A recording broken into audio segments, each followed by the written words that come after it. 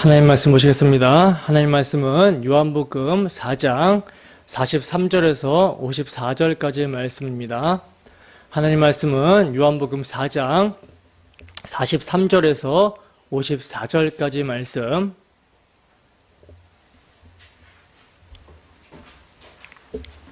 다 찾으셨으면 우리 함께 한 목소리로 합독하도록 하겠습니다. 시작.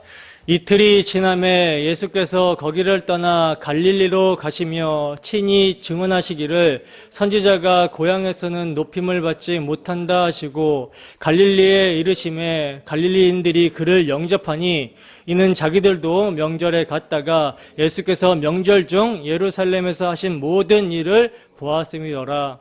예수께서 다시 갈릴리 가나에 이르시니 전에 물로 포도주를 만드신 곳이라.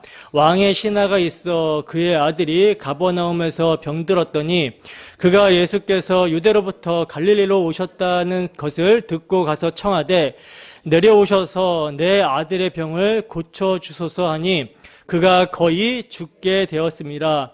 예수께서 이르시되 너희는 표적과 기사를 보지 못하면 도무지 믿지 아니하리라. 신하가 이르되 주여 내 아이가 죽기 전에 내려오소서. 예수께서 이르시되 가라 내 아들이 살아있다 하시니 그 사람이 예수께서 하신 말씀을 믿고 가더니 내려가는 길에서 그 종들이 오다가 만나서 아이가 살아있다 하거늘 그 낫기 시작한 때를 물은즉 어제 7시에 열기가 떨어졌나이다 하는지라. 그의 아버지가 예수께서 내 아들이 살아있다 말씀하신 그때인 줄 알고 자기와 그 온 집안이 다 믿으니라. 이것은 예수께서 유대에서 갈릴리로 오신 후에 행하신 두 번째 표적이니라. 아멘. 잠깐 기도하도록 하겠습니다. 은혜로우신 하나님 아버지, 이 시간은 주의 말씀이 선포되는 시간입니다. 부족한 사람이 주의 말씀을 전하고자 강단에 솟아오니 저의 자치는 십자가 뒤로 감춰주시고 저의 마음과 저의 생각과 저의 입술을 주관하여 주셔서 온전히 주의 복음을 선포할 수 있도록 인도하여 주시옵소서. 그리하여 선포되는 말씀을 통해서 이 말씀이 주 성령의 역사로 살아 운동력 있게 역사하여 자외 날성 어떤 검보다 이리하여 우리의 혼과 영과 간절 및 골수까지 찔러 쪼개고 남음이 있는, 그리하여 정말 벌거벗은 상태에서 주님의 의를 힘입고 주님을 예배하는 우리의 모습이 될 수 있도록 함께하여 주시옵소서. 감사드리며 거룩하신 예수님 이름으로 기도드립니다. 아멘. 오직 말씀으로 주어지는 믿음이 참된 믿음이다. 오직 말씀으로 주어지는 믿음이 참된 믿음이다 라는 제목으로 하나님 말씀 증거하도록 하겠습니다. 우리는 지난 시간까지 해서 사마리아 여자에 대한 내러티브를 다 살펴봤어요. 예수님의 말씀의 능력으로 믿음이 주어져서 예수님이 누구신지를 알아보게 된 여자는 그 자신의 영원한 목마름이 해결이 되었고 변화를 받게 되었죠. 그래서 이제 이 사마리아 여자는요, 세상에 대한 목마름의 갈망을 상징하는 물동이를 내던지고 예수님의 양식을 자신의 양식을 삼게 되고 예수님의 추수에 참여하여 동네로 뛰어 들어갔어요. 동네로 뛰어 들어가서 사람들에게 나의 모든 것을 아시는 그분이 바로 그리스도시며 그가 이러한 나를 용서하시고 영원히 목마르지 아니하는 생명수를 주셨다. 그가 나를 구원하셨다라고 증언을 합니다. 그리고 그렇게 이제 사마리아 여자가 변화를 받고 자신을 변화시킨 예수님을 동네 사람들에게 증언하게 되자 동네의 많은 사람들이 이제 여자의 말을 듣고 믿게 되었다라고 말씀하고 있죠. 그리고 그 믿게 된 자들의 특징을 성경은 말씀하고 있는데 그 특징을 뭐라고 말씀하고 있냐면 여자의 증언을 들은 사마리아 사람들이 예수님을 찾아오게 되었고 그리고 그 예수님과 함께 유하기를 원했으며 예수님의 말씀을 듣고자 했다라고 성경은 증거합니다.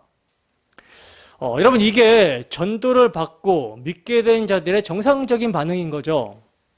믿음은 들음에서 나고 그 들음은 그리스도의 말씀이기 때문에 그리스도의 말씀을 듣고 믿는 자는 어떤 모습이 나오게 됩니까? 이제 더욱더 그리스도를 찾게 되고 그리스도와 함께하기를 원하며 동행하기를 원하며 그분의 말씀 듣기를 사모하게 된다라는 거예요. 그래서 그렇게 믿게 된 자들의 고백은요, 전도자, 자신을 전도한 이제 전도자의 지혜나 언변, 설득으로 믿게 된 것이 아니라 그리스도의 말씀을 친히 듣고 그가 세상의 구주라는 사실을 알게 되었다라고 이렇게 고백을 하게 되는 것입니다. 어떻게 여러분들은 김사명 목사라는 사람의 지혜나 언변이나 설득이 아니라 오직 그리스도로부터 말씀을 친히 듣고 믿게 되셨습니까? 그래서 이제 세상을 향한 헛된 갈망의 물동이를 버리고 우리에게 영원히 목마르지 않는 생수를 주시는 그리스도가 우리의 마음의 중심이 되고 있습니까? 그래서 그를 더욱더 깊이 알고자 하며 그와 동행하기를 원하며 그분의 말씀 듣기를 속히 하기를 원하며 사모하고 있습니까? 우리 주 예수 그리스도를 사랑하십니까? 여러분, 제가 늘 말씀드리지만요, 예수 그리스도는 어제나 오늘이나 영원토록 동일하신 분이기 때문에 그를 믿는 믿음은요, 항상 현재예요. 항상 오늘입니다. 항상 오늘이에요. 오늘 그리스도를 깊이 알기를 원해야 되고 오늘 그리스도와 만나기를, 동행하기를 사모해야 되며 오늘 생수를 주시는 그리스도의 은혜를 누리기를 갈망해야 된다는 거죠. 그러므로 이 시간 주 성령께서 믿음의 조요 온전케 하시는 이 예수 그리스도를 믿음으로 바라볼 수 있게 해주시기를 소원합니다. 그리하여 오늘도 그리스도의 말씀을 듣고 믿음으로 하나님과 화목을 누리며 주 예수를 사랑하는 우리의 모습들이 되기를 주님의 이름으로 축원합니다. 본문 보겠습니다. 본문 43절에서 44절 말씀입니다. 함께 읽습니다. 시작. 이틀이 지남에 예수께서 거기를 떠나 갈릴리로 가시며 친히 증언하시기를 선지자가 고향에서는 높임을 받지 못한다 하시고. 아멘. 자, 본문을 보시면요, 시작이 지금 이틀이 지남에 이렇게 시작이 되고 있어요. 여기서 이틀은 뭡니까? 예수님께서 사마리아에 유하시면서 사마리아인들에게 말씀을 가르치시고 그리고 많은 사마리아인들이 이제 예수님을 세상의 구주로 믿게 된 그 기간을 지금 말씀하고 있는 거죠. 그래서 그 이틀이 이제 지나고 이제 예수님은 사마리아를 떠나서 갈릴리로 가시는데 예수님이 갈릴리로 가시면서 친히 증언하시기를 뭐라고 증언하시냐면 선지자가 고향에서는 높임을 받지 못한다라고 증언하고 있는 거예요. 그러니까 이렇게 말씀하시면 뭡니까? 앞으로 당신께서 고향에 가게 되었을 때 배척당하게 될 것임을 지금 암시하고 있는 것이죠. 그리고 실제로 이제 예수님은요, 당신의 고향에서 배척을 당하십니다. 마가복음 6장 1절에서 3절 말씀 볼까요? 마가복음 6장 1절에서 3절 말씀 함께 읽습니다. 시작.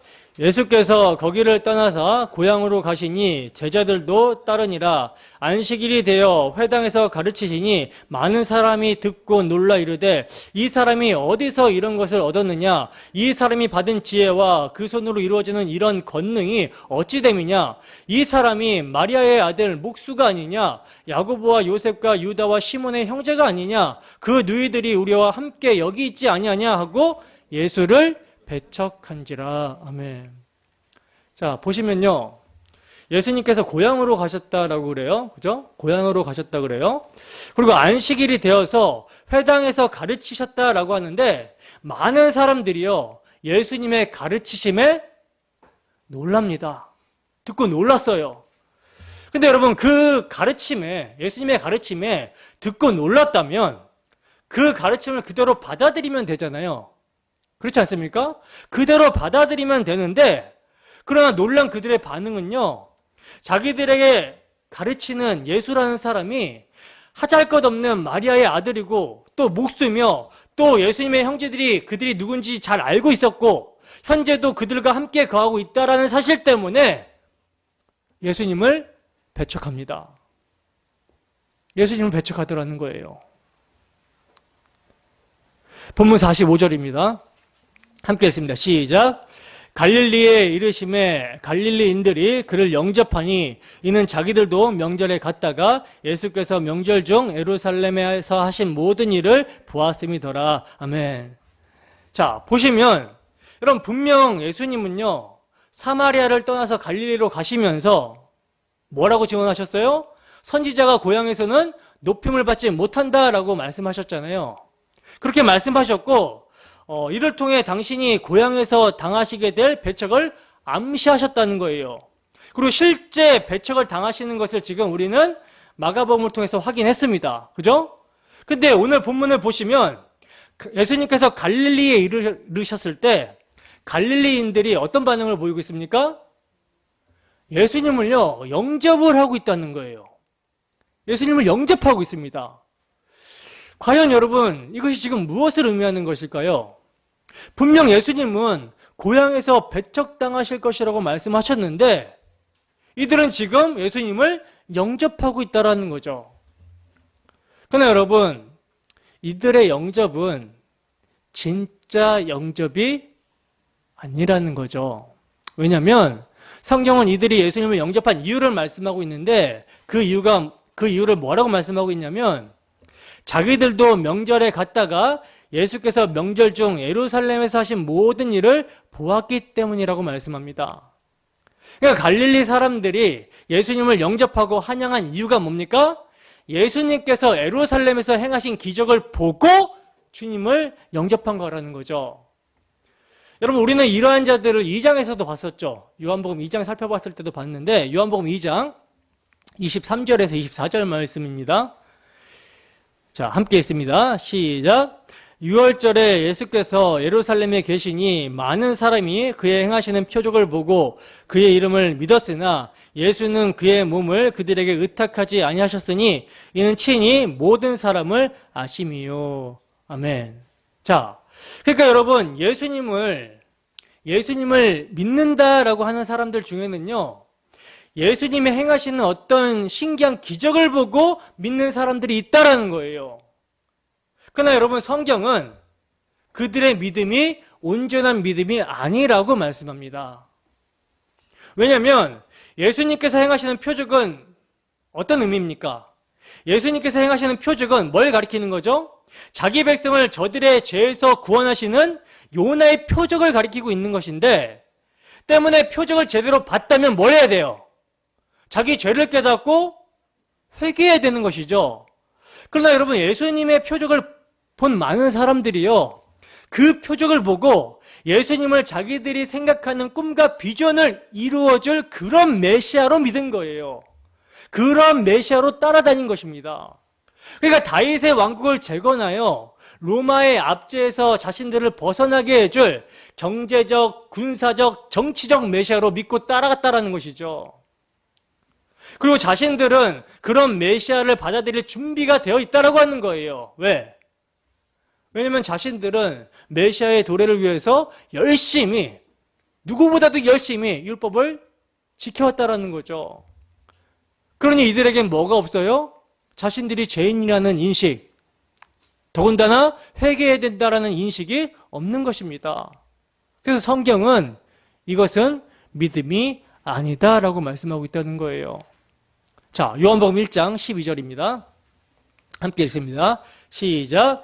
영접하는 자, 곧 그 이름을 믿는 자들에게는 하나님의 자녀가 되는 권세를 주셨으니. 아멘. 자, 여기 보시면 분명 성경은요, 영접하는 자, 그리고 그 주님의 이름을 믿는 자들에게는 뭘 주셨다 그래요?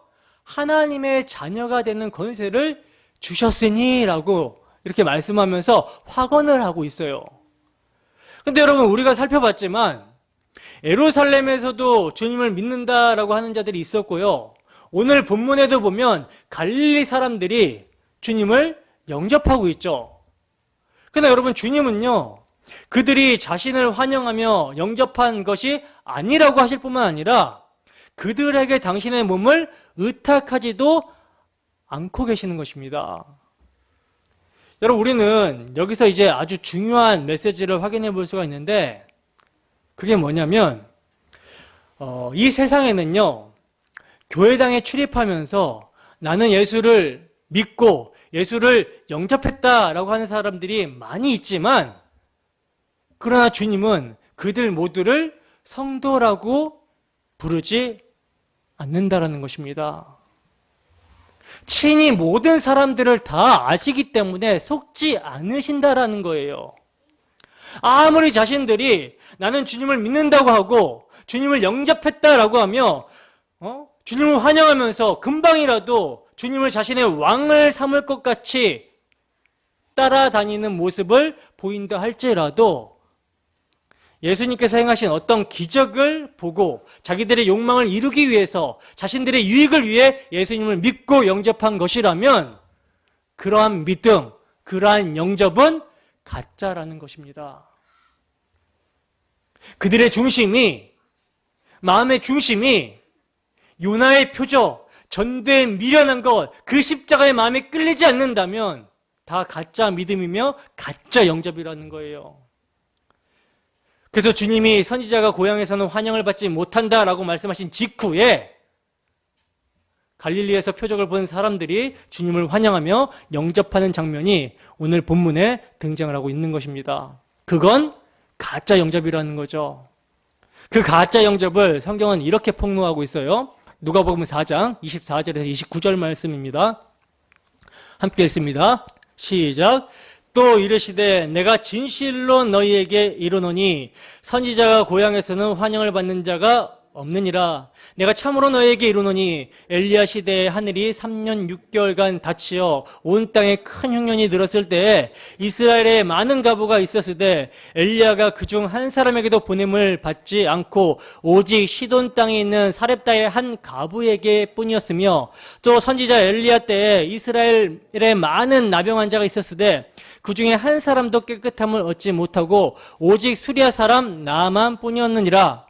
회당에 있는 자들이 이것을 듣고 다 크게 화가 나서 일어나 동네 밖으로 쫓아내어 그 동네가 건설된 산 낭떠러지까지 끌고 가서 밀쳐 떨어뜨리고자 하되. 아멘. 여러분, 이게 지금 주님께서 당신의 고향에서 당하신 모습이거든요. 그러니까 오늘 본문에는요, 분명 예루살렘에서 행하신 많은 표적들로 인해서, 예수님께서 예루살렘에 행한 많은 표적들로 인해서 갈릴리 사람들이 그것을 보고 주님을 영접했다라고 말씀하고 있지만, 주님께서 그들에게 기적을 보여주지 않고 말씀을 전하시면서 그들의 죄를 지적하고 폭로하시자 이들이 어떻게 나와요? 이들이 화가 나요. 이들이 분하게 여겨서 주님을 낭떠러지로 끌고 가서 죽여버리라고 하더라는 것입니다. 여러분, 교회당에 많은 사람들이요, 신앙생활을 자기 유익을 위해서, 자기 꿈과 비전을 이루기 위해서 하는 사람들이 엄청 많거든요. 그들은요, 예수님을 믿으면 세상에서 잘 되고 형통한다라고 생각을 합니다. 그리고 이를 위해서 자신들이 충성과 헌신과 봉사를 해야 된다라고 믿어요. 자신들이 주님께 충성하고 봉사하고 헌신한 만큼 주님께서 이 땅에 형통을 주실 거다, 세상에서 잘되게 하실 거다, 그렇게 믿습니다. 지성이면 감철인이라는 식으로 신앙을 한다라는 거죠. 그리고 그들은요, 자신들의 종교적 경험과 체험을 절대시하기 때문에 그 경험과 체험을 신앙의 척도로 삼아요. 자신들의 삶 속에서 기적을 이렇게 체험하잖아요. 이걸요, 이들은 절대 놓지 않습니다. 버리지 않아요. 그래서 누군가가 이것을 지적하면 상종을 안 하려고 그러죠. 그 말을 들으려고 하지 않고 계속 지적하면 화를 내죠.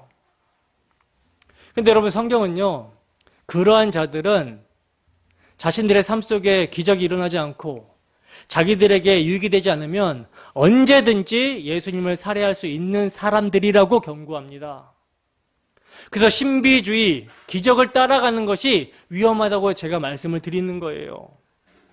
우리가 요한계시록에서 살펴봤지만 계시록에 보면요, 삼위일체 하나님을 마귀가 그대로 흉내내고 있는 모습을 우리가 보게 되었었죠. 그래서 마귀가 바다에서 나오는 짐승에게 권세를 주는데 그 바다에서 나오는 짐승을 어떻게 묘사하고 있었습니까? 머리 하나가 상하여 죽게 된 것 같은 모습. 머리 하나가 상해서 죽게 된 것 같은 모습. 그런 모습으로 이렇게 묘사를 하고 있는 거예요. 근데 그 죽게 된 상처가 나아지죠. 그때 이 사람들이 신기하게 여기죠. 그리고 이 죽게 된 상처가 나은 이 짐승을, 바다에서 올라온 이 짐승을요, 새끼양같이 두 뿔이 있고 용처럼 말하는 땅에서 올라오는 짐승이 경배하도록 만들고 있는 거예요. 사람들을 유혹해서 그 짐승, 바다에서 올라온 그 짐승, 머리 하나가 상했다가 회복된 이 짐승을 경배하도록 만들고 있다는 거예요. 지금 마귀가 뭘 흉내내고 있는 것입니까? 성자 예수님과 성령 하나님을 흉내내고 있는 모습인 것이죠. 그래서 땅에서 올라온 짐승이요, 성령을 흉내내면서 기적과 이적을 막 행하면서 사람들을 미혹하여 바다에서 올라온 짐승을 경배하고 있더라는 것입니다. 마치 여러분 오늘날 예배당 안에서 기적들을 일으키면서 그것이 성령의 역사라고 외치고 있는 어떤 자들의 모습이 생각나지 않습니까?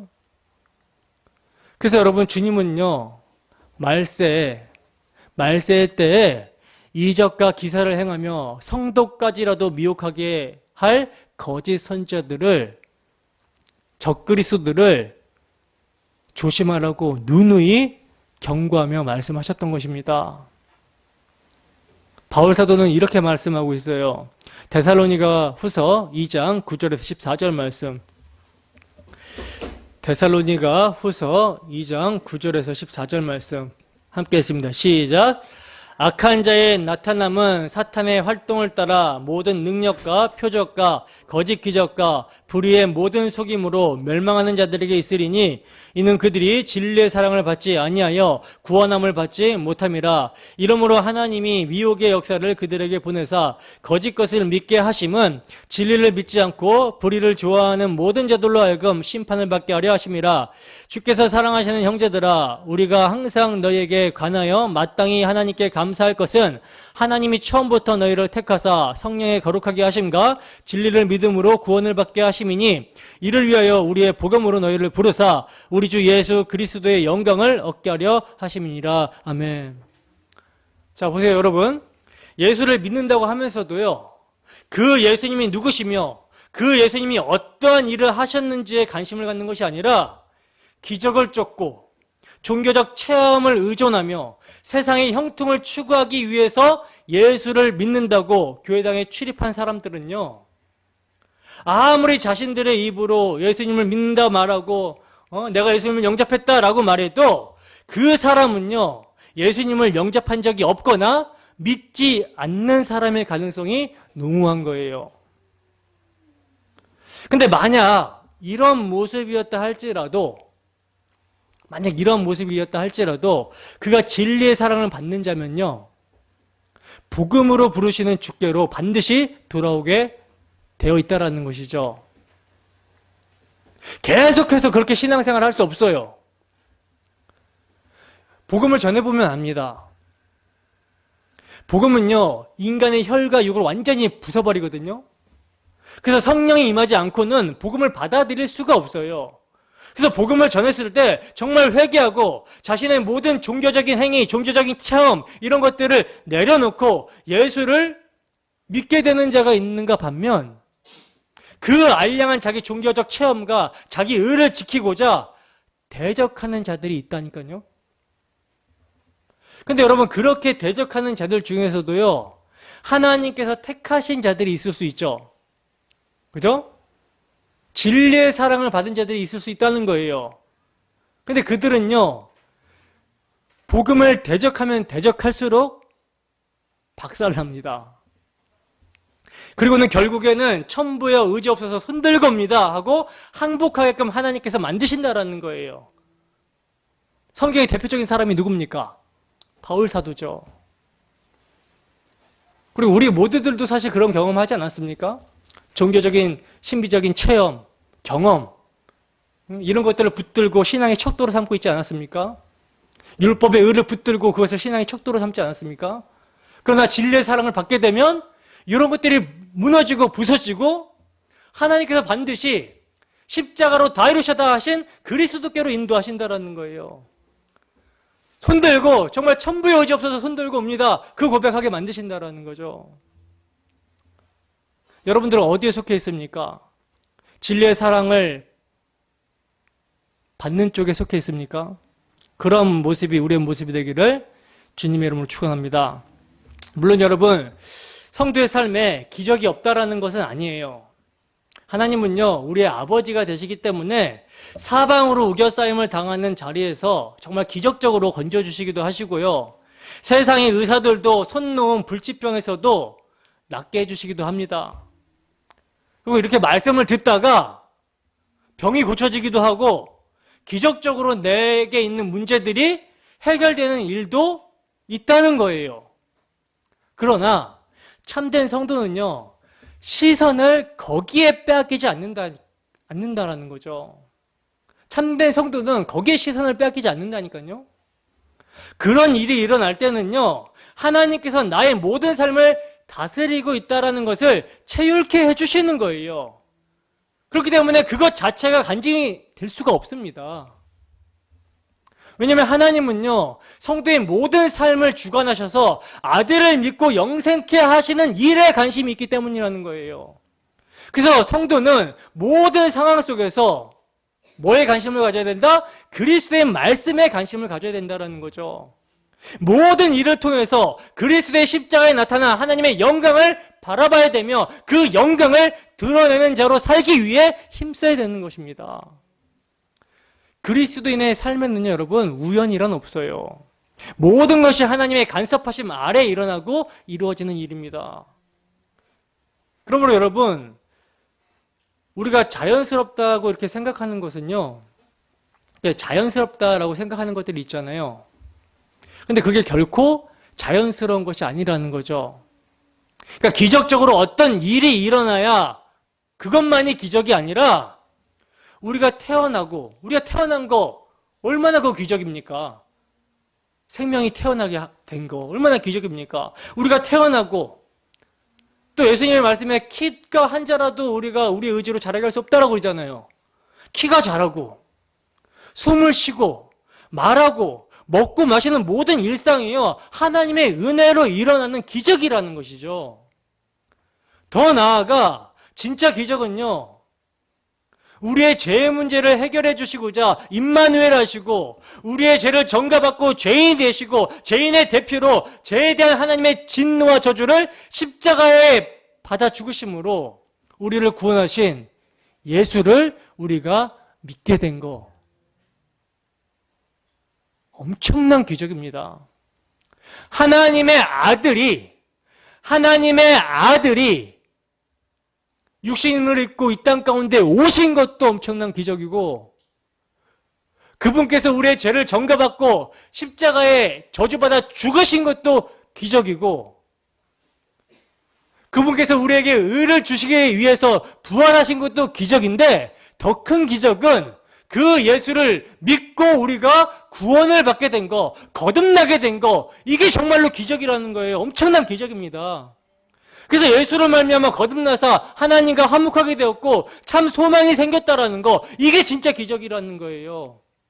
이게 진짜 기적인 것을 알게 되면 다른 기적을 안 쫓아다닌다니까요.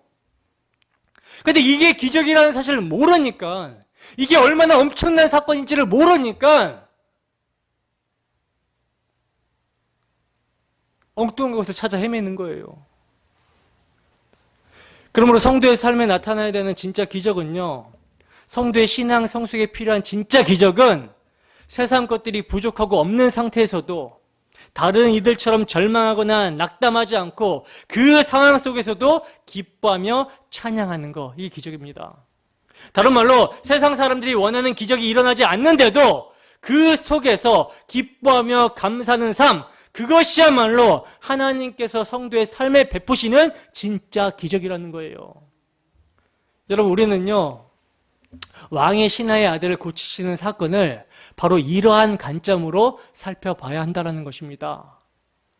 그렇게 표정만을 보고 예수님을 환영하고 영접했던 갈릴리 사람들이 끝내는 예수님을 살해해버린 것과는 다르게 어떤 사람들은 그러한 표적들과는 관계없이 오직 예수 그리스도의 말씀만으로 예수를 믿게 되는 사건이 있는데, 그게 바로 왕의 신하의 아들을 고치시는 사건이라는 거죠. 자, 본문 46절에서 47절 말씀입니다. 함께 읽습니다. 시작. 예수께서 다시 갈릴리 가나에 이르시니 전에 물로 포도주를 만드신 곳이라 왕의 신하가 있어 그의 아들이 가버나움에서 병들었더니 그가 예수께서 유대로부터 갈릴리로 오셨다라는 것을 듣고 가서 청하되 내려오셔서 내 아들의 병을 고쳐주소서 하니 그가 거의 죽게 되었음이라. 아멘. 보시면 이제 예수님께서 갈릴리 가나에 이르셨을 때 거기서 약 30km 정도 떨어진 가버나움에서 왕의 신하가 예수님을 찾아옵니다. 그가 예수님께서 유대로부터 갈릴리로 오셨다라는 소식을 듣고 찾아왔어요. 이유인즉 그 아들이 병들었기 때문에 예수님을 찾아와서 고쳐달라고 하기 위해서 찾아온 것이죠. 근데 성경은요, 그 왕의 신하가 찾아온 갈릴리 가나를요, 뭐라고 지금 이야기하고 있냐면 전에 물로 포도주를 만드신 곳이라 이렇게 말씀합니다. 전에 물로 포도주를 만드신 곳. 그렇다면 지금 이 말은 뭡니까? 주님께서 가나에서 포도주를 만드신 사건과 왕의 신하의 아들을 고치시는 사건이 밀접한 관련이 있다는 것을 암시하고 있는 것이죠. 그죠? 여러분, 우리 주님께서 가나의 혼인잔치집에서 물로 포도주를 만드신 사건, 이 사건이 어떤 메시지를, 어떤 의미를 주고 있었죠?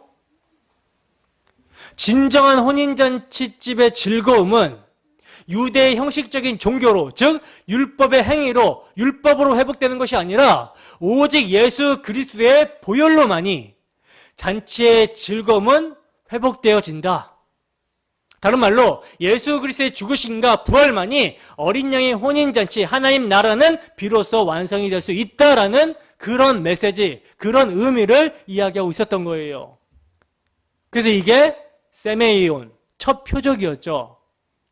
마찬가지로 죽어가는 왕의 신하의 아들을 고치신 사건 또한 예수 그리스도의 십자가와 부활만이 죽은 자를 살리는 유일한 길임을 설명하고 있는 것입니다. 그래서 성경은요, 병든 왕의 신하의 아들을 그가 거의 죽어간다라고 지금 표현을 하고 있는 것이고, 그의 병이 나았다라고 표현을 하지 않고 뭐라고 표현합니까? 그가 살았다라고 표현하고 있는 거예요. 그러니까 이 왕의 신하의 아들이 치유되는 사건은 뭡니까? 이를 통해 죄와 허물로 죽어있던 죄인들이 새 사람으로 살아나게 되는 것을 보여주고 있는 거라는 거죠. 예수님의 십자가 사역으로 말미암게 될 은혜를 계시하고 있는 거예요. 자, 그러면 이제 물로 포도주를 만든 가나의 혼인잔치와 왕의 신하의 아들이 고침을 받는 두 이야기가 어떻게 흡사한지 보겠습니다. 요한복음 2장 1절 함께 읽습니다. 시작. 사흘째 되던 날 갈릴리 가나에 혼례가 있어 예수의 어머니도 거기 계시고. 아멘.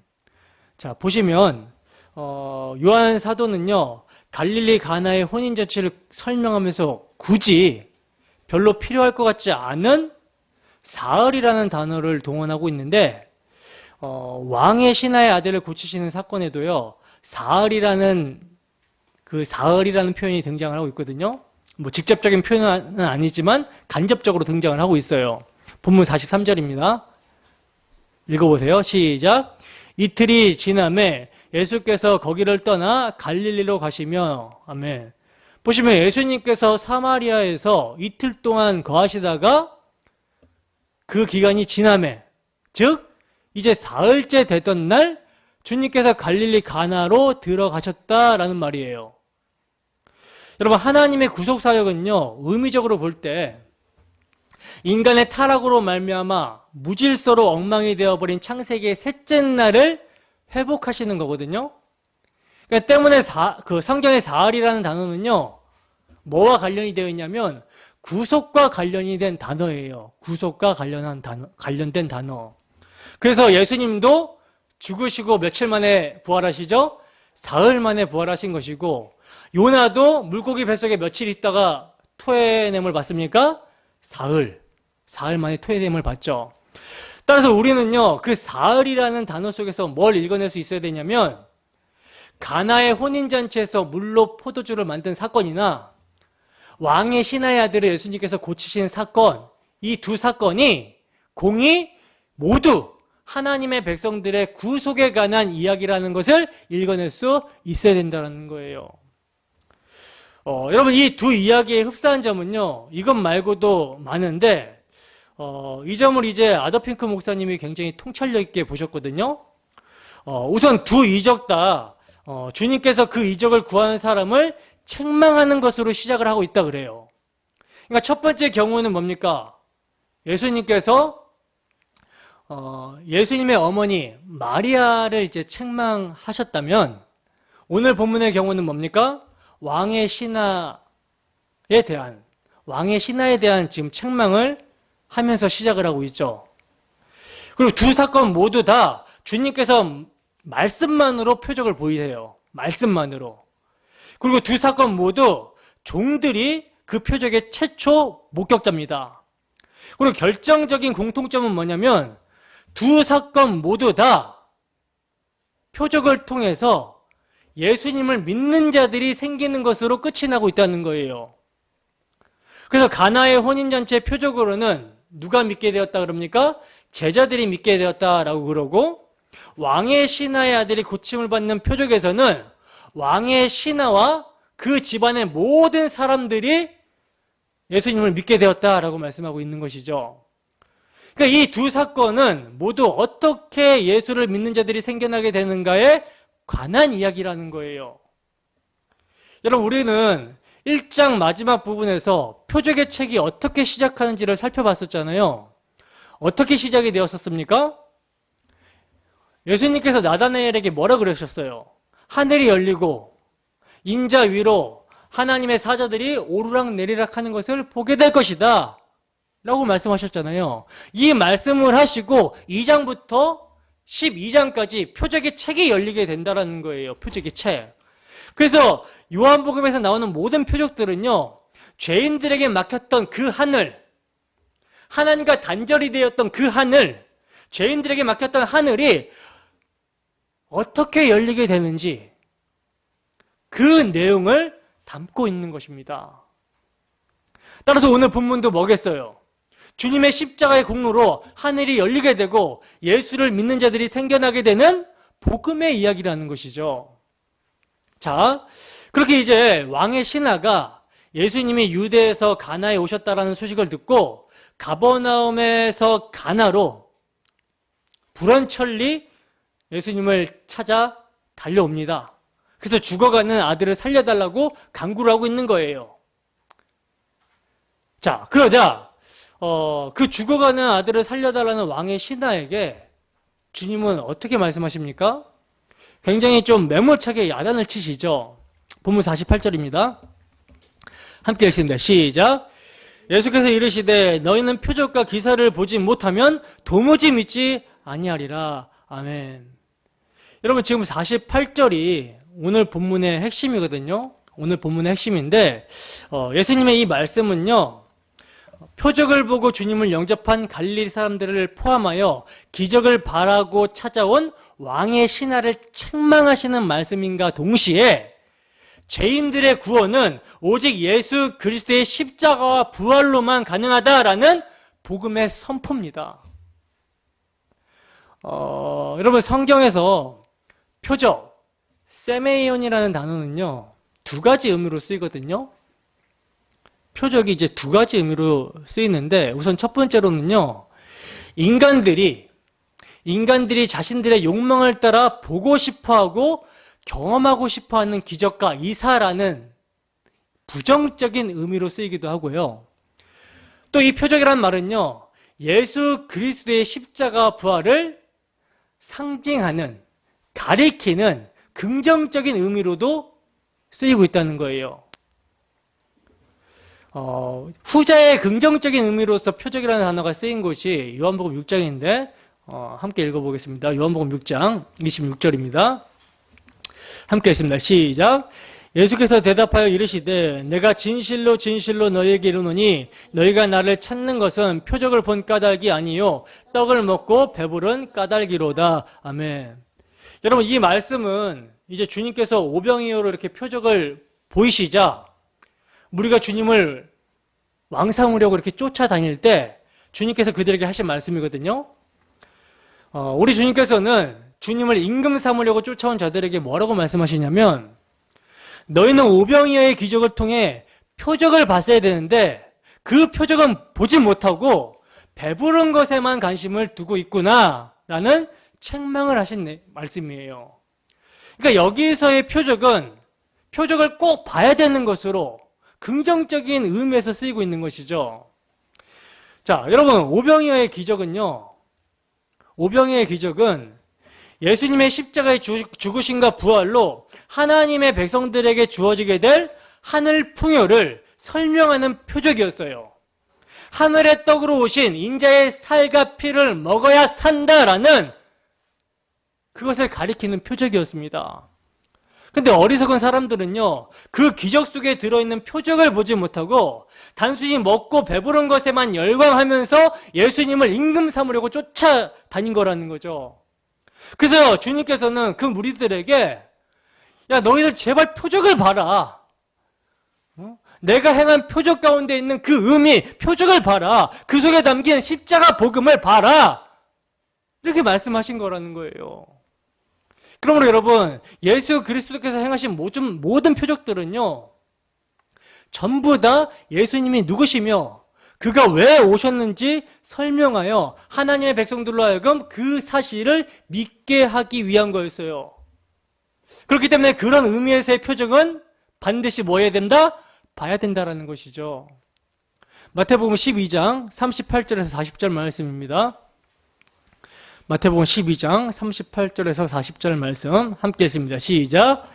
그때 서기관과 바리새인 중 몇 사람이 말하되 선생님이여 우리에게 표적 보여주시기를 원하나이다. 예수께서 대답하여 이르시되 악하고 음란한 세대가 표적을 구하나 선지자 요나의 표적밖에는 보일 표적이 없느니라.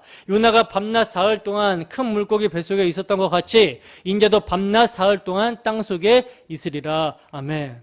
자, 보시면 주님께서 뭐라고 말씀하십니까? 당신의 모든 표적들은 전부 다 요나의 표적. 그러니까 예수 그리스도의 죽으심과 부활, 그리고 그로 말미암게 될 영원한 하나님 나라에 관한 것들이라고 하시는 거예요. 그러니까 오늘 본문 46절에서 주님께서 하신 말씀, 주님께서 말씀하신 너희는 표적과 기사를 보지 못하면 도무지 믿지 아니하리라 하신 이 말씀을요, 의역을 하면 이렇게 말할 수 있는 것이죠. 너희는 너희의 욕심을 따라 표적과 기사를 쫓고 구해서는 안 된다. 그러나 너희는 반드시 표적을 봐야 한다. 너는 그 표적과 기사 속에서 표적과 기사가 가리키는 예수 그리스도의 십자가와 부활을 보지 못하면 절대로 나를 쫓을 수 없고 믿을 수 없다. 이 말이에요. 여러분, 주님께서 십자가에 들리심으로 성령이 임하기 전에는요, 주님께서는 당신이 누구신지, 그리고 당신께서 하실 일이 무엇이었으며 그 일은 어떻게 이루어질 것인지를 알려줄 길이 없었어요. 그래서 주님은 이사야서에 예언되어 있는 메시아가 바로 당신 자신이라는 것을 알려주시기 위해서 병자들을 고치신 것입니다. 이사야서 35장 5절에서 6절 말씀, 이사야서 35장 5절에서 6절 말씀 함께 읽습니다. 시작. 그때 맹인의 눈이 밝을 것이며 못 듣는 사람의 귀가 열릴 것이며 그때 저는 자는 사슴같이 뛸 것이며 말 못하는 자의 혀는 노래하리니 이는 광야에서 물이 솟겠고 사막에서 시내가 흐를 것임이니라. 아멘. 여러분 보세요. 지금 이사야의 예언을 예수님께서 지금 이루시기 위해서 병자들을 고치시는 거거든요. 근데 여러분 지금 이 이사야서의 예언은요, 단순히 메시아가 오면 맹인의 눈을 뜨게 하고 젖는 자를 뛰게 하며 못 듣는 기머거리의 귀를 여시는 육적인 치유 사역을 하실 것이라는 예언이 아니라 하나님을 떠나 죽음의 포로가 되어버린 영적 맹인이요, 스스로 듣지 못하는 기머거리요, 스스로 일어나지 못하는 절름발이 상태인 죄인들을 보게 하며 듣게 하며 일어서게 하신다라는 영적 사역을 예언한 거라는 거예요. 그러므로 그러한 상징적인 의미에서 주님께서는 병자들을 고치신 것입니다. 그래서 주님께서 병자들을 고치신 그 사역에는 다 영적인 의미가 담겨 있는 거라는 거죠. 뿐만 아니라 주님은요, 죄와 허물로 죽어있는 죄인들을 살리기 위해 오신 분이라는 사실을 알리시기 위해서 죽었던 자들도 살려내시기도 하신 거예요. 그리고 그 주님은 창조주 하나님이시기 때문에 자연에게조차 명령을 내리시는 그런 분이라는 것을 보여주시기 위해서 바다를 잠잠케도 하시고 자연 법칙을 거슬러서 물 위를 걷기도 하신 것입니다. 여러분, 바로 그러한 엄청난 분이요, 죄인들을 구원하시고자 무슨 일을 하셨는지 보이시는 것이 표적이라는 것이죠. 근데 그 당시뿐만 아니라 지금까지도 주님을 그저 나의 삶의 문제를 해결하는데 기적이나 일으켜 주시는 그런 분으로 생각하고 믿는 자들이 있었다는 거예요. 오늘날은 너무나도 많죠. 그러나 그건 믿음이 아니라는 것을 이 왕의 신하의 아들이 살아나는 표적을 통해 말씀하고 있는 것입니다. 성경은. 본문 49절에서 50절 말씀입니다. 함께 읽습니다. 시작. 신하가 이르되 주여 내 아이가 죽기 전에 내려오소서. 예수께서 이르시되 가라 내 아들이 살아있다 하시니 그 사람이 예수께서 하신 말씀을 믿고 가더니. 아멘. 여러분, 여기서 지금 등장하고 있는 왕의 신하는요, 헤롯 안디바의 신하라고 주석자들은 그렇게 이야기를 하거든요. 그러니까 아마 왕족이거나 왕과 깊은 관계가 있는 아주 높은 귀족일 거예요. 근데 그러한 귀족이 30km를 걸어서 왔겠습니까? 막 뛰어왔겠죠. 다급하니까. 걸어서 나사렛의 목수를 찾아왔습니다. 그리고는 그 미천한 목수에게 죽어가는 자기 아들을 살려달라고 애원하고 있는 거예요. 그리고 거기다가 그의 아들을 이제 헬라어 성경을 보면 관사가 붙어 있거든요. 그러니까 외아들이라는 거예요. 외아들. 그게 얼마나 절박했겠습니까? 자신의 하나밖에 없는 외아들이 지금 열병에 걸려 죽어가고 있다는 거예요. 그래서 불원천리 달려와서 살려달라고, 고쳐달라고 그렇게 지금 애걸하고 있는 것이죠. 근데 주님께서는요, 그러한 절박함을 가지고 당신을 찾아온 왕의 신하에게 뭐라고 말씀하십니까? 내 아들이 살았으니 집에 돌아가라. 이렇게만 말씀하시는 거예요. 여러분, 아마 그 신하는요, 주님께서 자기 집으로 함께 가셔서 자기 아들에게 뭔가 안수를 하거나 뭔가 치료를 하던 뭘 하던 뭔가를 해주시기를 바랬을 것입니다. 그래서 계속 뭐라고 그래요? 자기 아들이 죽기 전에 자기 집으로 좀 함께 가자고 그렇게 지금 이야기를 했던 것이죠. 근데 주님은 그러한 왕의 신하에게 뭐라고 그래요? 그냥 가라. 내 아들이 살았다라고 말씀하고 있는 것입니다. 여기서 예수님께서 내 아들이 살았다라고 할 때 헬라어 자오라는 살았다라는 말은요, 현재 동사거든요. 그러니까 예수님께서 말씀하시는 그 순간 살았다는 거예요. 때문에 내가 지금 집에 도착할 때쯤 이미 회복된 상태로 만나게 될 것이다 라고 예수님께서 말씀하시는 것입니다. 근데 도무지 이건 믿기 어려운 말씀인 거죠. 근데 여러분, 놀랍게도 그 왕의 신하가요, 그래도 예수님이 함께 가셔서 뭔가 표적을 보기 위해 왔으니 표적을 보여달라, 조르지를 않습니다. 조르지를 않고 성경이 뭐라 그래요? 말씀을 믿고 자기 집으로 떠났다라고 그러죠. 여러분, 이 구절을 해석하는 많은 주석가들이요, 왕의 신하가 표적을 보여주지 않은 주님에게 실망해가지고 자포자기하여 떠난 것이라고 해석을 하거든요. 또 복음을 전하는 많은 목사님들 중에서도 그렇게 해석을 하시는 분들이 계시더라고요. 근데 여러분, 그 왕의 신하는요, 주님의 말씀을 믿고 내려간 것이 맞습니다. 이게 주님의 말씀의 능력이라는 거죠. 우리가 여러분 반드시 생각해야 되는 것은요, 지금 이 왕의 신하의 이야기와 갈릴리 사람들의 이야기는요, 표적을 보고 믿으려고 하는 자들에 대한 경고와 아울러서 오직 말씀에 의해서만 주어지게 되는 믿음, 이 믿음의 대조라는 사실이에요.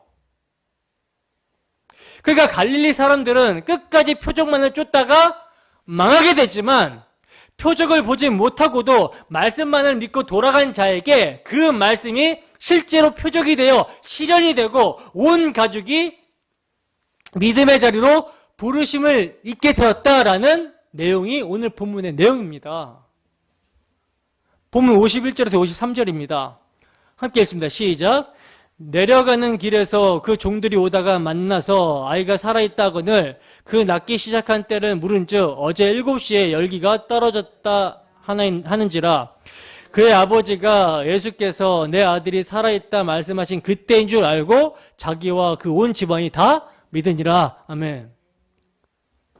여러분, 가버나움에서 가나까지는요 약 30km예요. 뭐 26km라고 하는 사람들도 있고 뭐 39km라고 하는 사람들도 있고 그런데 제가 절충해서 그냥 30km로 저는 봅니다. 여러분, 이 거리를 보통 학자들이 이야기하기를 걸어서 한 4시간 정도면 갈 수 있는 거리라고 하거든요. 근데 왜 지금 많은 학자들이 그 왕의 신하가 믿지 않고 포기하고 갔을 것이다 라고 해석을 하냐면요, 지금 우리가 본문을 읽었다시피 종들이 왕의 신하에게 어제라고 하면 그 어제라는 단어 때문이에요. 보시면 지금 왕의 신하가 자기 집으로 내려가는 길에 종들을 만났는데 종들이 주인에게 뭐라고 얘기합니까? 기쁜 소식을 전하죠. 아이가 살아났다 라고 이야기를 해주잖아요. 그래서 주인이 뭐라 그래요? 종들에게 아이가 언제 낳기 시작했는지 그 때를 묻죠. 언제 낳기 시작했냐? 때를 묻죠. 바로 여기서 종들이 어제 7시에 열기가 떨어졌다라고 하는데 이 어제라는 말 때문에 왕의 신하가 믿지 않고 갔다라고 해석을 하는 거예요. 그래서 왕의 신하가 주님의 말씀을 믿지 않았기 때문에 포기하고 중간에 하루를 보내고 그 다음날 집으로 향했다라는 해석을 하고 있는 것이죠. 그러나 여러분, 잘 한번 생각해 보세요. 그렇게 하나뿐인 아들의 치유를 위해서 절박하게 예수님을 찾아온 사람이 예수님의 말씀을 듣고 자포자기해서 중간에 딴 데로 샜다가 돌아갔다라는 것이 말이 됩니까? 제가 생각할 때는 말이 안 돼요. 만약 왕의 신하가 설령 예수님의 말씀을 믿지 못했다 하더라도 지금 숨이 넘어가기 직전에 있습니다, 아들이. 그럼 그 아들이 잠깐이라도 살아있는 것을 보기 위해서 달려갔을 거라는 거죠. 그렇지 않습니까? 그 아들이 조금이라도 살아있는 모습을 보기 위해서 지체하지 않았을 것 같아요, 저는요. 그래서 여러분, 제가 생각할 때 포인트는요, 유대인들에게 해가 지는 때, 시간입니다, 시간. 그러니까 유대인들은요, 해가 지는 시간이 다음 날의 시작이기도 하거든요. 이게 좀 독특성이에요. 우리처럼 아침에 일어났을 때를 하루의 시작으로 보지 않고 이들은 저녁이 지면 하루의 시작으로 본다라는 거죠. 그러니까 왕의 신하는요, 주님께서 내 아들이 살았다라고 했을 때 그 말을 믿고 부지런히 집으로 돌아갔을 거예요. 그리고 그렇게 집으로 향하는 도중에 이제 해가 졌겠죠. 뭐 학자들은 4시간 정도밖에 떨어지지 않았다라고 하지만 제가 생각하기로는 당시에 뭐 교통편이 얼마나 안 좋았겠습니까? 그죠? 그 교통편이 좋지 않은 상황에서 30km 정도를 쉬지 않고 갔다라고 해도 제 생각에는 해가 지고 저녁 늦게 도착했을 것 같아요. 그래서 해가 지고도 한참은 지난 저녁에 종들을 만났기 때문에 언제 아이가 낳았냐라는 주인의 물음에 종들은 이미 해가 졌기 때문에 오늘 오후 1시입니다 라고 하지 않고 어제 7시라고 대답을 한 거라는 거죠. 그러므로 성경은요, 이렇게 오늘 본문의 말씀을 통해서 표적만을 쫓는 자들에 대한 경고와 함께 말씀의 중요성을 함께 강조하고 있는 것입니다. 그렇게 표적을 보지 않고도 말씀을 믿고 그 말씀이 곧 현실이라는 것을 굳게 붙들고 간 신하는 정말 그 말씀을 현실로 보게 되었고 그로 말미암아 온 가족이 예수를 믿게 되었다는 거예요. 그러니까 인본주의, 인간 중심의 믿음의 인식은요, 보는 것이 믿는 것이다. 그리고 그 믿음의 내용은 내가 원하는 것이고 믿음의 주체는 내가 믿는 것이다 라는 것이라면 예수 믿는 사람, 그리스도인들의 믿음의 인식은요, 믿으면 보인다라는 것이고 그 믿음의 내용은 그리스도며 믿음의 주체는 하나님이라는 거예요.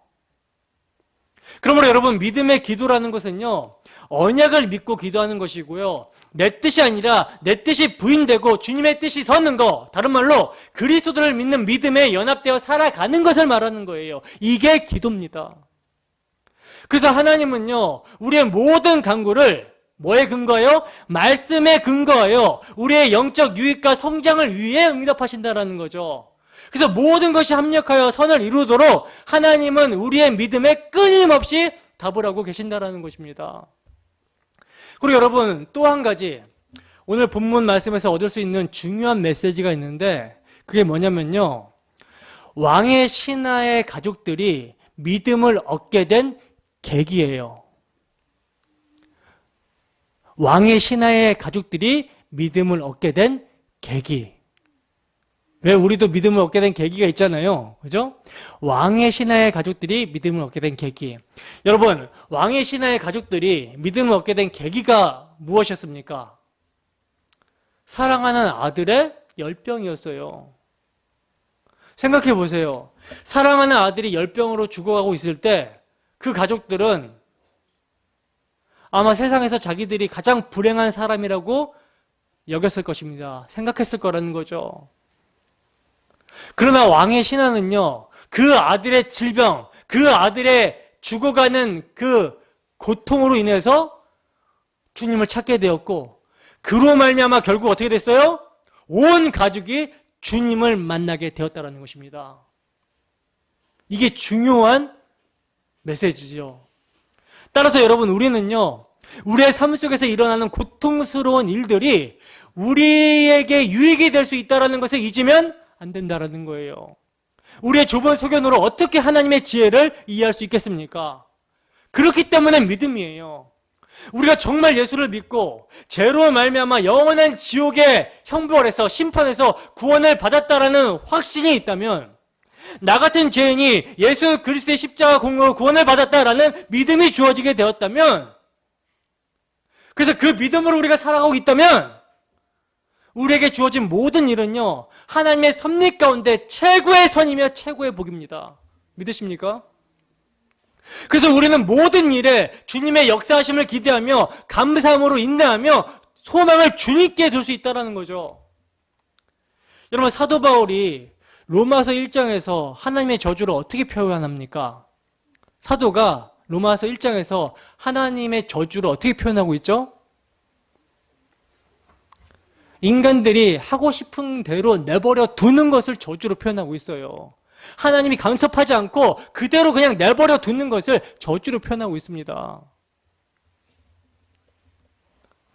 우리 인간들이 여러분, 원하는 것이 다 이루어지고 바라는 것이 다 성취가 되는 것이 절대 복이 아니라는 거예요. 그게 저주라는 것입니다. 왜? 왜냐하면 죄인인 인간의 마음속에서 올바른 욕구가 일어날 리가 없기 때문이라는 거죠. 여러분, 오직 그리스도인들만이 고난이 유익이라는 이 역설이 이해가 될 것입니다. 그래서 우리 신앙의 선배들은요, 하나님, 내 소원대로 이루어지지 않게 해주세요, 이렇게 기도했던 거라는 거죠. 예수님의 기도가 그 기도 아닙니까? 내 뜻대로 되게 하지 마옵시고 아버지의 뜻대로 되기 원합니다. 이게 선이고 이게 복이에요. 여러분, 우리 인간들의 삶에 나타나는 질병이나 가난이나 전쟁이나 기아 같은 고통은요, 하나님을 떠난 자들의 죽음의 그림자들입니다. 죄의 결과예요. 하나님의 백성들은요, 그러한 고통들을 통해서 하나님의 은혜가 없으면 그렇게 영원히 죽을 수밖에 없었던 자신들의 실존을 경험하게 되는 것이고, 그러한 경험 속에서 참된 회개가 나오게 되는 것입니다. 그러니까 그리스도인들에게 있어서 고통이라는 것은요, 회개로 향하게 되는 복된 사건들이 되는 거라는 거죠. 그리고 이러한 모든 죄로 말미암는 결과를 우리 주님께서 십자가에서 다 이루셨다 하심으로 가져가셨음을 우리는 믿기 때문에 오늘을 인내하고 소망을 죽게 둘 수 있는 것입니다. 그러므로 주님은 오늘도 말씀을 통해서 내가 너의 모든 죄와 죄의 증상들을 가져갔다. 그러니 너는 살았다라고 하시는 거예요. 그러니 자유함 가운데 살라고 하시는 것입니다. 여러분, 우리에게 이 믿음이 주어졌습니까? 그래서 왕의 신하처럼 믿음이 실제가 되는 것을 소망하며 달려가고 있습니까? 네, 그렇습니다. 여러분, 우리의 믿음은 실제가 될 거예요. 우리 주님은 곧 오실 것이며 우리 옛사람으로 말미암는 탄식이 그치게 되는 일을 곧 보게 될 것입니다. 우리 주님이 십자가로 다 이루셨기 때문에 그날에는, 그 주님께서 오시는 그날에는 십자가로 다 이루셨다 하신 그 예수님께서 그것을 확증하시는 그날에는 우리의 모든 눈물을 닦아주실 것이며 다시는 사망이 없고 곡하는 것이나 애통하시는 것이나 아픈 것이 없는 그것이 우리에게 찾아올 것입니다. 우리는 우리 주님께서 십자가에서 이루신 이 위대한 일을 믿음으로 오늘의 삶을 감격과 감사와 기쁨 가운데 사는 거예요. 비록 지금 내가 처한 현실은 암담하고 앞이 보이지 않고 사방으로 우겨싸임을 당하는 것 같지만 당신의 아들을 내어주시기까지, 당신의 아들을 우리를 대신해서 십자가의 그 저주의 자리에, 그 진노의 자리에 내어주시기까지 우리를 사랑하신 하나님께서 우리를 당신의 아들을 믿는 믿음으로 인도하고 계신다는 사실을 알기에 우리는 기뻐하며 감사하며 이 길을 갈 수 있는 거라는 거죠. 그래서 고난 가운데도 즐거워할 수 있는 거예요. 성도는요. 그래서 우리 주 예수 그리스도만이 위로가 되고 안위가 되어야 된다라고 우리 신앙의 선배들은 요리문답으로 그렇게 작성했던 것입니다. 마지막으로 본문 54절입니다. 함께 읽습니다. 시작. 이것은 예수께서 유대에서 갈릴리로 오신 후에 행하신 두 번째 표적이니라. 아멘. 여러분 보시면 왕이 신하의 아들을 고친 사건을 성경은 지금 몇 번째 표적이라고 하고 있어요? 두 번째 표적이라고 말씀하고 있어요. 근데 여러분, 우리가 2장을 살펴봤지만 예수님께서 6월절 기간 동안에 예루살렘에서 많은 표적들을 행하셨다라고 그러잖아요. 근데 왜 요한 사도는 왕의 신하의 아들을 고치신 사건을 두 번째 표적이라고 부르고 있을까요? 이건 이제 요한복음의 기록 목적을 보면 아는 거죠. 요한복음 20장 30절에서 31절 말씀입니다. 함께 읽습니다. 시작. 예수께서 제자들 앞에서 이 책에 기록되지 아니한 다른 표적도 많이 행하셨으나 오직 이것을 기록함은 너희로 예수께서 하나님의 아들 그리스도이심을 믿게 하려 함이요 또 너희로 믿고 그 이름을 힘입어 생명을 얻게 하려 함이니라. 아멘. 여러분, 요한복음은요, 예수께서 하나님의 아들 그리스도이심을 믿고 그 이름을 힘입어 생명을 얻게 하려고 기록한 것이 목적입니다. 그래서 주님께서 행하신 수많은 표적들 가운데 7개의 표적만을 나열해서 예수 그리스도의 십자가, 이 십자가를 설명하고 있는 거예요. 복음의 핵심을 설명하고 있는 것입니다. 어떻게 오늘 본문을 통해 참된 표적의 실체, 우리 주 예수 그리스도의 십자가가 밝히 보여지고 있습니까? 지혜와 계시의 영이신 주 성령께서 오늘도 우리 주 예수 그리스도의 복음을 깨닫게 하시고 믿음으로 다시 오실 주님을 소망하게 해주시기를 소원합니다. 그리하여 한 주 동안의 우리의 삶이 우리 주 예수 그리스도의 복음으로 말미암아 기뻐하고 감사하며 인내하는 삶이 되기를 주님의 이름으로 축원합니다. 기도하겠습니다. 은혜로우신 하나님 아버지, 참으로 감사합니다. 하나님 아버지, 왕의 신하의 아들을 고치시는 사건을 통해서 믿음이 무엇인지에 대해서 살펴봤습니다. 하나님, 참된 믿음은 오직 말씀으로 주어진다라는 사실을 우리가 이 시간 깨닫게 됩니다. 그리고 또 중요한 것은 우리의 모든 삶에서 일어나는 일이 합력해서 우리 주 예수 그리스도를 믿게 하시는 하나님의 은혜라는 사실도 깨닫게 됩니다. 하나님 아버지, 우리가 정말 말씀을 통해서 우리의 삶이 해석되어지게 하시고 말씀을 믿음으로 세상 가운데 우리 주 예수 그리스도를 소망으로 붙들고 의지하며 나아갈 수 있도록 주께서 함께하여 주시옵소서. 감사드리며 거룩하신 예수님 이름으로 기도드립니다. 아멘.